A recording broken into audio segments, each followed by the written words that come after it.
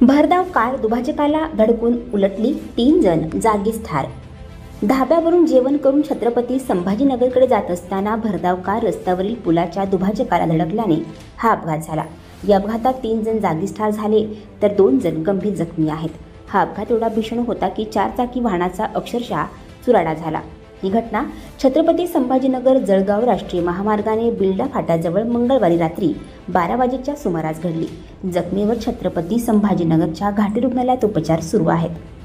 सय्यद फारूक सय्यद माजेद वय वर्ष 18 राहणार मोतीलाल नगर, अरफात बागवान वय वर्ष 20 राहणार मोतीलाल नगर, रेहान सय्यद राहणार मोतीलाल नगर अशी अपघातात मृत्यू पावलेल्या लोकांची नावे आहेत। या प्रकरणी स्थानिकांनी दिलेल्या माहितीनुसार छत्रपती संभाजीनगर शहरातील 5 जण फुलंब्री रस्त्यावरील धाब्यावर MH20 EJ 1586 या कारने जेवण करण्यासाठी गेले। जेवण झाल्यानंतर फुलंब्री येथून छत्रपती संभाजीनगर जळगाव राष्ट्रीय महामार्गाने येत होते। भरधाव येत असलेली 4 चाकी बिल्डा फाट्याजवळ आली। यावेळी कार चालकाला रस्त्यावरील पुलाचा अंदाज न आल्याने कार थेट पुलाच्या दुभाजकाला धडकली।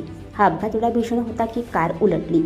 या भीषण अपघातात अरफात बागवान रेहान सय्यद मारूफ यांचा जागीच मृत्यू झाला तर सय्यद उजेफ शेख शारिक हे गंभीर जखमी झाले।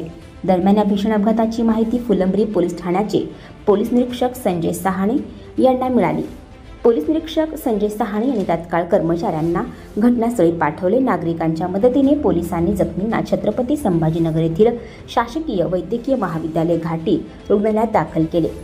या घटनेमुळे घाटी रुग्णालयात मोठी गर्दी जमली होती। मृतांच्या नातेवाईकांनी घाटी रुग्णालयामध्ये टाहो फोडला।